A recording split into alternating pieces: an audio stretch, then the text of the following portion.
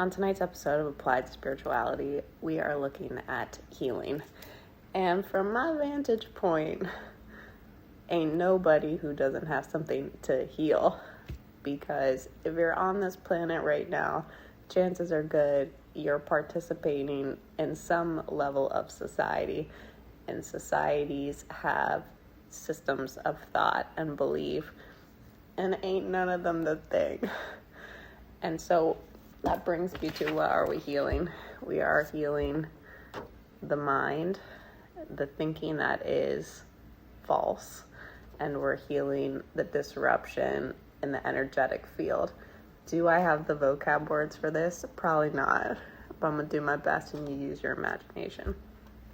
So the thinking that you are healing is really walking back the ideas that you have that came from limited perception, ideas of lack, the misperception of separation, meaning that there is something that's not you, and ideas around your identity. So we generally first and foremost think of ourselves as humans. Calling something by name pulls it out of the environment that it exists in a way that creates the illusion that it's separate. I could speak about my stomach. Does the stomach exist outside the body? Nah. Is there any value to the stomach without the body? Nah. And vice versa. Similarly, when we call ourselves a human, we take ourselves apart from the system within which we operate, the body. And that's true for everything we think about. As soon as you think about it, you abstract it from its true environment, and you're no longer thinking about the thing. There is a complexity to existence that trumps the best efforts of the mind. As soon as you start to think about the flower and it's exclusively, you're not thinking about the bees or the grass or the weather patterns, all of which contribute to the flower. You see what I'm saying? So can you really think about the flower without thinking about all the other things? And so when we're healing our mind, what we're healing are the ideas that we have that prevent us from our natural and true expression and from recognizing the oneness of everything. And some of those ideas may have caused or could have been from emotional disturbances. Generally, I think there's a difference between feelings and emotions. To a point, a lot of the emotions that you have are because of things that you think and the meanings that you apply. This shouldn't be because. This makes, you kind of have to peel those off to see a lot of things you upset yourself about. You don't even need to, But there are things, feelings can be a guide as to someone crossing your boundary is something not right for you.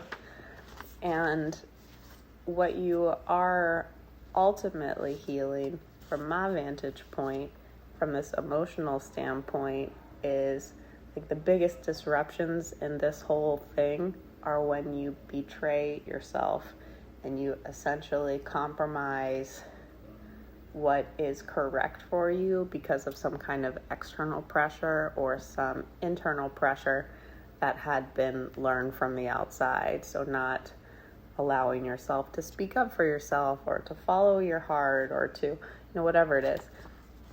It does seem like when you're healing, and the point, I should have started with this, the point of healing is to allow yourself to express freely from the present moment and not out of all your If your thinking is faulty or you got shit in your field, you're not going to respond to the stimulus in the moment from the actual stimulus. You'll be responding to ghosts. If you got a bruise here and somebody taps you on your bruise, your arm will flail, ow, ow, ow. But that's because there's a sensitivity. These create sensitivities to life that make you flail about and not really see the ground clearly. So healing is bringing your mind beyond what isn't, or rather rolling it back to what is. And the disruptions in your field, like, again, don't really have the vocab for this, but it does seem like there is some like cleanup work to do to almost smooth out the disruptions or the trapped emotions in your energy field. Emotions get trapped when you don't know how to process them, or you, for one reason or another, kind of like don't. For example, I had a lot of go fuck yourself trapped in my body and being, because that was a feeling I had as a child, but didn't really have a way to express it. And it was tied to feelings of powerlessness. So I had thoughts, I'm still kind of working on these beliefs, that I'm not free. At that time in my life, I wasn't.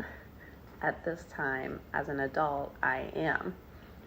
The feelings and the thoughts looked like not allowing for certain experiences real time because of fear of being trapped, and also assuming that I couldn't do anything about it. Do you need to go back in time and explore all the things that happened? I wouldn't. You can visit, but my pro tip in time travel is like, don't make it more than a weekend, because you can get stuck back there and it doesn't, what's the point? Well, the point is to allow for joy in your present moment. So why the are you reliving shit that sucked? So what do you do instead? You be and you see. You practice being with your body, and that over time seems to, with an intention, clear out what needs to be there. It's all right here, here, here. And then C, you practice your willingness to see beyond your own, which can be very uncomfortable because that can lead to the feels. So in summary, today I talked about healing, and what you're healing are beliefs that you have and trapped emotions that prevent you from responding to what is from your center, from your core.